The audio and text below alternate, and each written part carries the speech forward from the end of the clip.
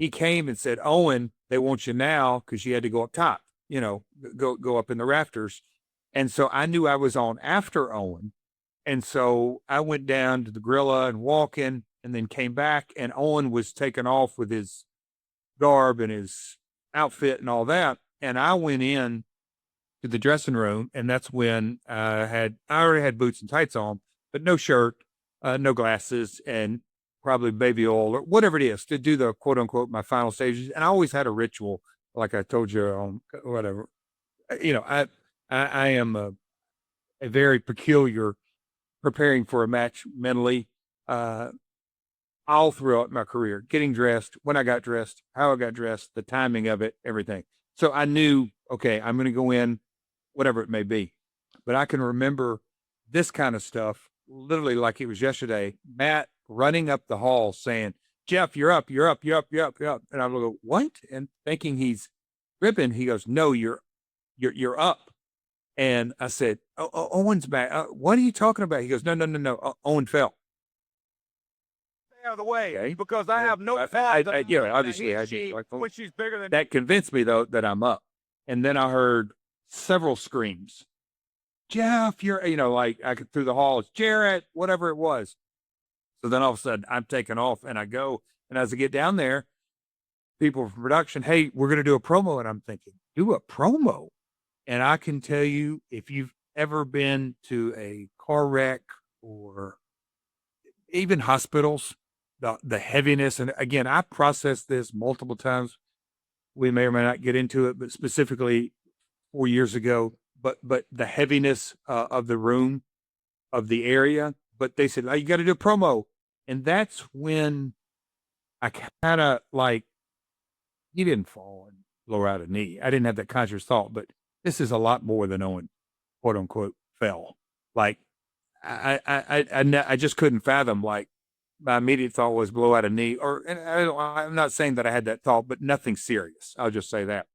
And when they pulled me on over that, and the interviewer and where it was at, so it's 30 feet from Gorilla, and as they're going, and Francois, I have a vivid memory. He was a trainer, a chiropractor. There is a mass of people, and it is a gurney, and Francois is up on top and giving chest compressions. Thank you. And he's doing that, and just the mass of people and the feeling that, and I, to this day, I've never watched any of this event back. I didn't watch the promo, none of that. But I vividly remember the feeling of, oh, and 3, 2, 1, and the promo rolls, and I finish it, and off we go, and they grab me and say, go right to the ring. And walking down that ring and getting up in that, again, these are thoughts that I stuffed for 20 years or 17 years, whatever, 18 years. But getting up in that ring and walking around like I do before matches, knowing that if I'm first entrance, second entrance, and going to the place where Owen had fell and feeling the ring. Again, I've had I guess you could say the luxury of processing things that to this day, it's like, and you hear about, I never thought about this, but in treatment, I was taught PTSD, post-traumatic stress disorder. I always thought that's for folks at war, that went to war, that saw this and that. But being up in the ring and feeling that, that's when the heaviness came over. The King and I had to process a lot of information that was fluid, that kept changing, kept evolving. So it's hard to get your feet on the ground and know, where are we? What has happened? How is Owen, most importantly of all? And by the way, are we going to go home now? Or are we going to continue the show? What's going on? So I was getting bits and pieces of information because those decisions were being made by Vince and the staff on the pay-per-view side. Of course, everybody's concern was Owen, but I was just getting bits and pieces of information, and that's challenging. That's really challenging. So it wasn't the first time. It wasn't the last time I had to speak on that matter in that show.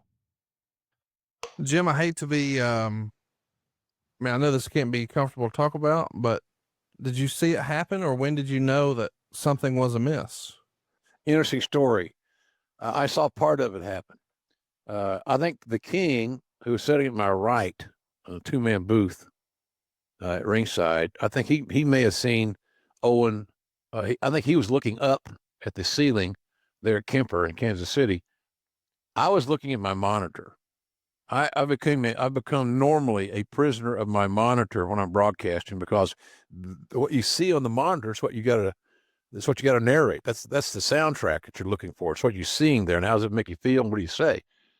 So where I saw Owen was shocking, because he came right through my screen, flashed right down. It was like a falling star, right out of heaven. It's amazing. And little did I know what symbolically that would mean later on, but I saw him flash through my monitor, little monitor, not a big, like they use now, a little bit bigger, smaller monitor, but it was a blip. And then I looked up, and I saw his impact on the top rope, the turnbuckle area, and it was hard to process, Conrad. It's still hard to process. A misconception out there that Owen's blood was in the ring during the pay-per-view. And I have to talk about this because it happened at the end of a match I had that night. So the night of Over the Edge, there it was me and Goldust versus the Hardy Brothers with Michael Hayes in their corner. At the time, the Hardys were feuding with the Brood. Me and Goldust wrestle the Hardys. We lose. We powder. Lights go down in the arena. Lights come back up. And the Hardys and Michael Hayes are covered in blood. The Brood, the Brood did a bloodbath on the Hardys, Michael Hayes. And this is on the network. Go to Peacock. It's around the 34-minute mark. Because for my own sanity, I just went and watched it before I did the show. And you see the Hardys and Michael Hayes ringside. You see Matt Hardy get off his back. You see Matt Hardy reach for the ring apron and put his bloody forearm on the ring apron. Coincidentally, the same place Owen had fallen. And he, puts his hand down to help himself up. And you see the blood from Matt Hardy on the mat. Coincidentally, where Owen had fallen. So it doesn't make anything better. Owen Hart will be missed forever. I loved Owen Hart. I love the Hart family. But if they could go on knowing that wasn't Owen Hart's blood on the mat, I don't think there's going to be solace with it. They would still rather have Owen Hart. But that was not Owen Hart's blood on the mat. And the match was, come on, a mixed tag and Nicole Mass and whatever it was. But coming through the curtain and Matt standing there, and I said, "Get me a car now." And he said, "We've got it for you." And whatever came over me, my OCD brain ran up and grabbed my bags and come down. And Matt says, "Over here." And they had me a cop car. And when I think back over it now, what was known and what wasn't known, and how Matt took care of me and had the cop car, and the cop car was backed into, so we ran up the ramp and they put me in the car, and the car takes off fast. And I'm just like, oh, and I immediately start bowing my head and just thinking, and I start asking the officer, "What do you know?" No answer. "What do you know?" Nothing. And then I banged on the window because it had the police petition. I said, "Hey, sir, I know you probably can't tell me a lot. Can you just please give me a heads up? We got to be getting close. And he didn't say anything. I said, and whatever I said, I can remember him looking over the corner of his shoulder and basically just saying, "It's not good, Jeff." And that's when I just was like, wow. You know, did I know he had passed? No, but it was a lot different. And then he pulled in there, and out walks a nurse, and out walks another nurse. And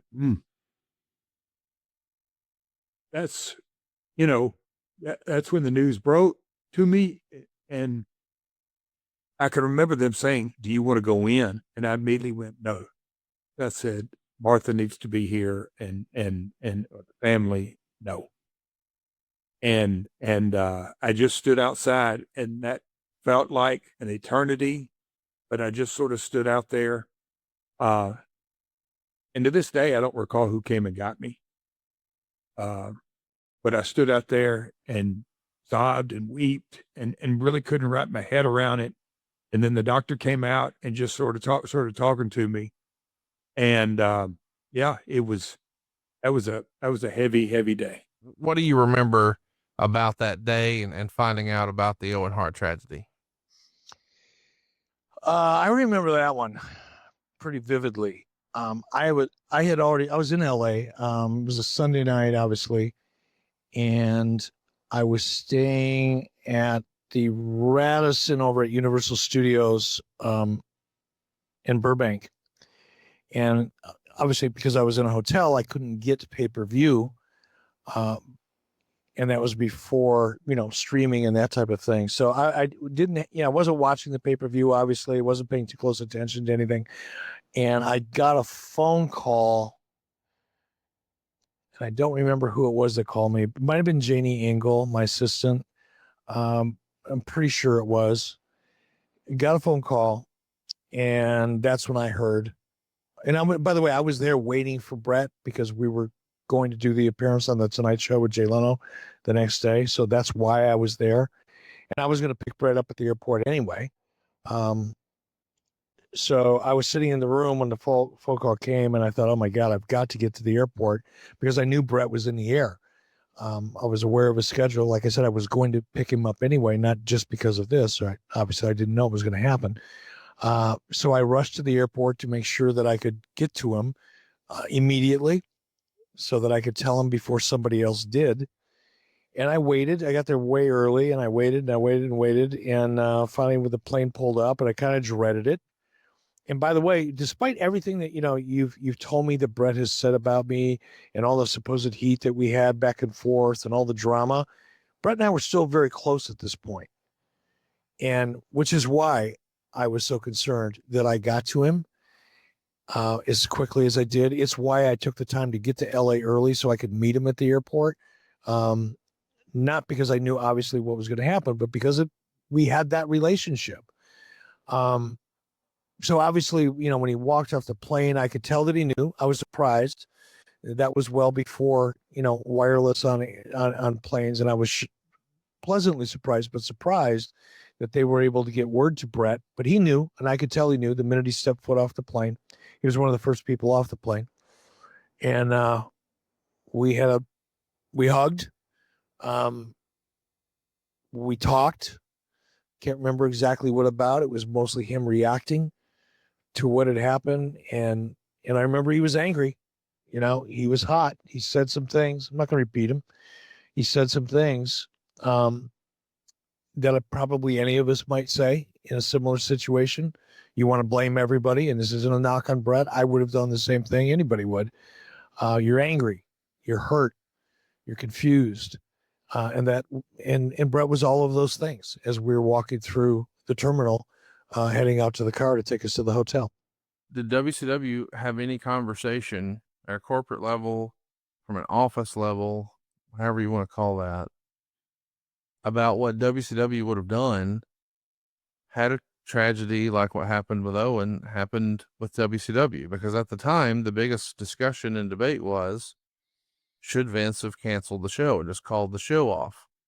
I think everybody, with the benefit of hindsight, has a different answer. You fortunately didn't have to make such a call.